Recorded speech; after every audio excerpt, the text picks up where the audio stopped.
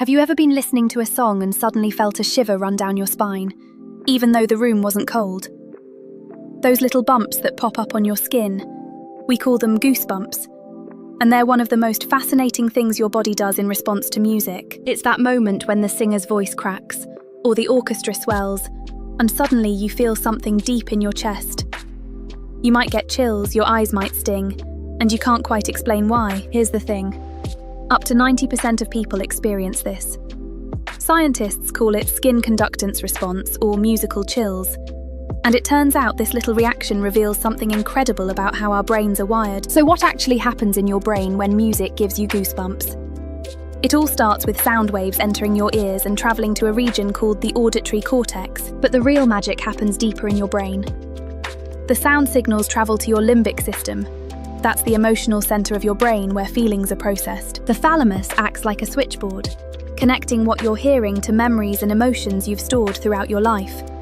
It's constantly making predictions about what comes next in the music. When a chord resolves perfectly or a vocalist hits a note you were hoping for, your brain releases a tiny burst of dopamine, the same chemical that makes you feel good when you eat your favourite food. But when the music does something unexpected, a sudden change in harmony, a crescendo, or an unexpected silence, that's when goosebumps are most likely to appear.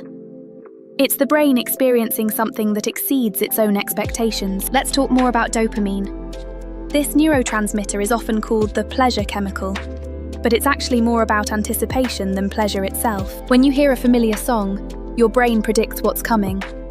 And when that prediction comes true in an emotionally powerful way, dopamine floods your system. Researchers have used brain scans to watch this happen in real time.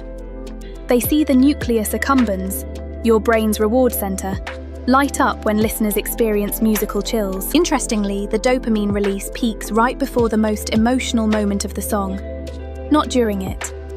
Your brain is chasing the reward, constantly anticipating what's next. This is why you hit replay on a song. You're chasing that neurochemical high, that anticipation and release that music provides better than almost anything else. Now here's where things get really interesting. Goosebumps from cold or fear made sense for our ancestors. But why would music trigger the same response? Goosebumps originally evolved to make our ancestors appear larger and more intimidating when threatened. The response was tied to the sympathetic nervous system, fight or flight. Scientists believe music triggered this response because our ancestors used sound to bond socially. Singing and dancing together strengthened group ties, which was crucial for survival. A moving vocal performance, with a cracking voice or raw emotion, would signal vulnerability and authenticity.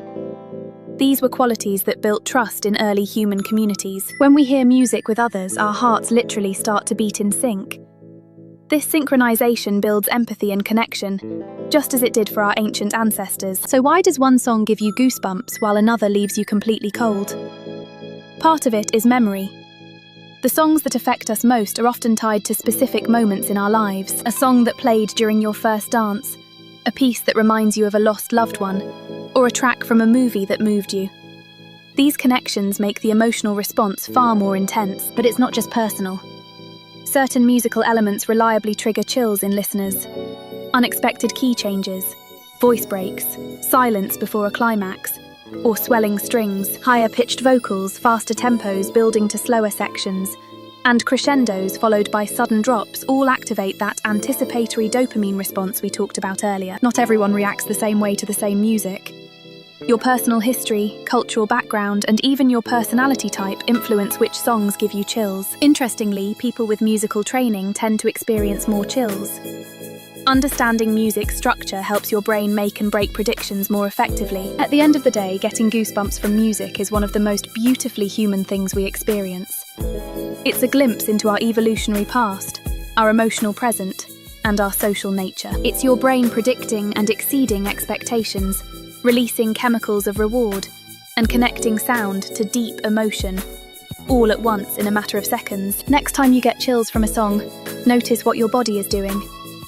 Feel your skin prickling. Feel your heart racing.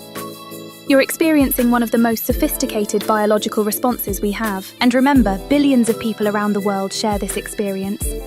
Music is our universal language, and goosebumps are proof that we're all more connected than we think. So the next time a song gives you chills, don't fight it.